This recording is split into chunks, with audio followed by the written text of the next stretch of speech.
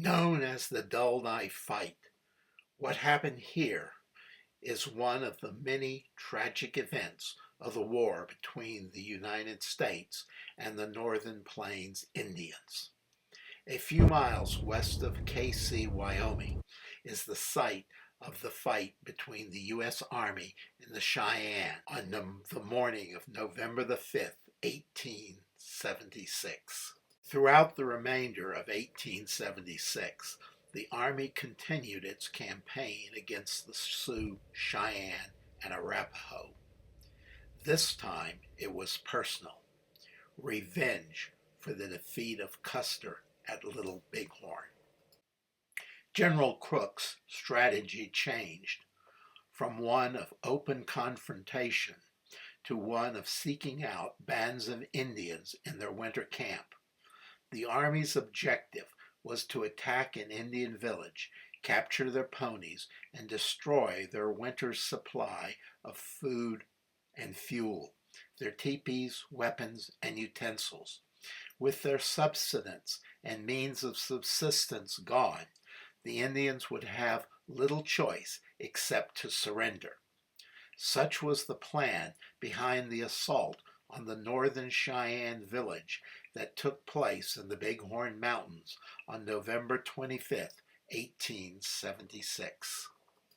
On this campaign, Crook had set his sights on locating the camp of Crazy Horse.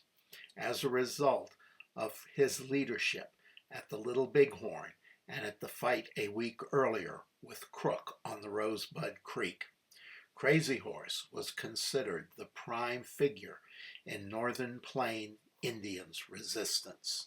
Crook used Indian spies and scouts to gather intelligence on the location of encampments. The troops moved north through the Powder River Basin, camping at Containment Reno on the Powder River. Cook's scouts reported a main camp of Northern Cheyenne was located on the Red Fork of the Powder River, about a 2-day ride to the southwest. This camp was under the leadership of Chief Dull Knife of the Northern Cheyenne. Other scouts reported that Crazy Horse had moved his camp further north, away from the approaching soldiers. With this information, Cook sent more than half of his troops under the command of Colonel Randall McKenzie into the Bighorn Mountains in search of the Cheyenne village. McKenzie's force consisted of 700 men from the 2nd, 3rd, 4th, and 5th Cavalry regiments.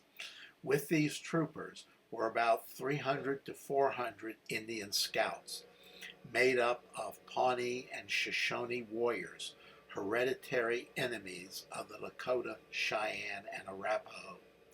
The scouts were promised a share of any horses captured in the attack. Pawnee and Shawnee warriors were always happy to fight their traditional enemies. Cheyenne scouts reported that soldiers were moving through the Powder River Basin, and many wanted to break camp right away and head north to rejoin Crazy Horse. Last Bull, head chief of the Kit Fox Military Society, felt it was not necessary to leave. He wanted to conduct a scalp dance to celebrate his society's recent victory over a small Shoshone village. He intended to fight the soldiers if they came. That night the camp celebrated. The scalp dance concluded. The camp went to sleep, not posting advance guards. Mackenzie's troops, who had scrambled their way through a maze of creeks and crevices in the dark of night, attacked the village at the break of day from the east end of the valley. Mackenzie's plan was to quickly surround the village and separate it from the horse herd. His plan was foiled when a Cheyenne sentry shot at some scouts who had ridden ahead of the main body of soldiers. The scouts returned fire, thus awakening the encampment. Alerted to the cavalry's charge, Cheyenne women, children, and old people with little clothing and few blankets or robes, fled to the hills west and north of the camp in the cold morning as their men rushed to defend the village and give them more time to escape. The fighting was intense. The Cheyenne warriors rallied along the canyon walls above the village, making Mackenzie's position in the village untenable. He therefore ordered the Shoshone scouts to climb a higher bluff south of the camp, and they laid down a heavy barrage of rifle fire, gaining control of the village. Many of the camp's inhabitants ran north across the creek and up the high canyon walls. Seeing this, Mackenzie sent a detachment under Lieutenant John McKinney to intercept them. The result was the most intense gunfight of the entire assault. Several Cheyenne warriors rose from the deep-sided gullies where they had been concealed, firing almost point-blank range into the advancing cavalrymen and stopping the charge. McKinney was killed and 6 troopers wounded. Fort McKinney, later established near Buffalo, Wyoming, was named in his honor. The action by the scouts, who lost about 20 warriors, and the troopers forced the Cheyenne further away from the village.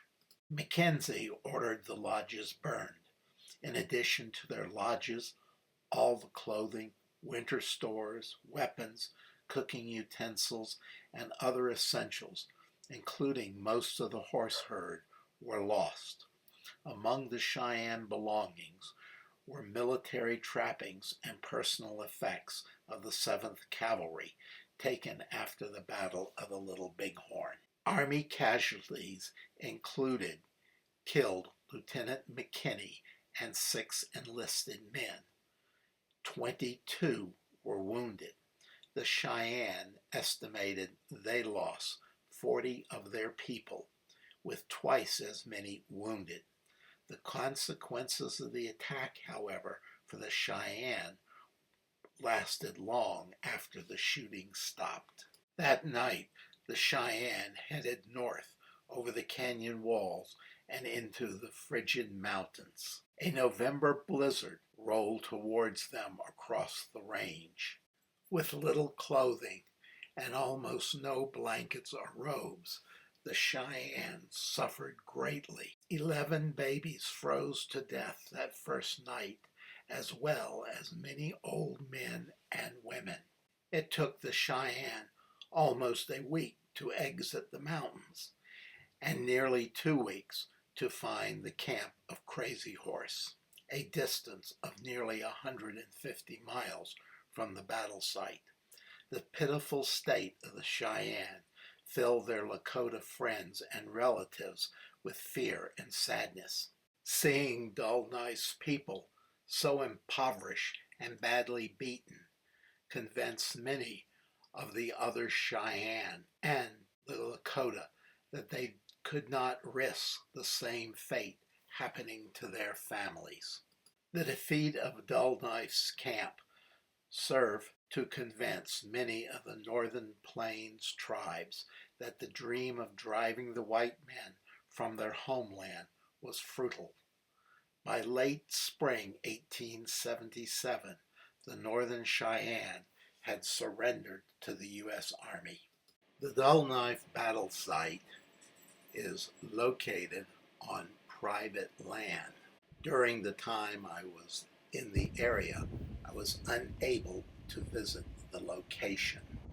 During the summer, the ranch does offer tours of the battle site. There is a monument at the site dedicated to those who fought there. Thank you so very much for watching this video. It is greatly appreciated. Please hit the like button and comment. It helps the algorithm, plus encourages me to do more videos. If you have not subscribed, please do so. Thank you.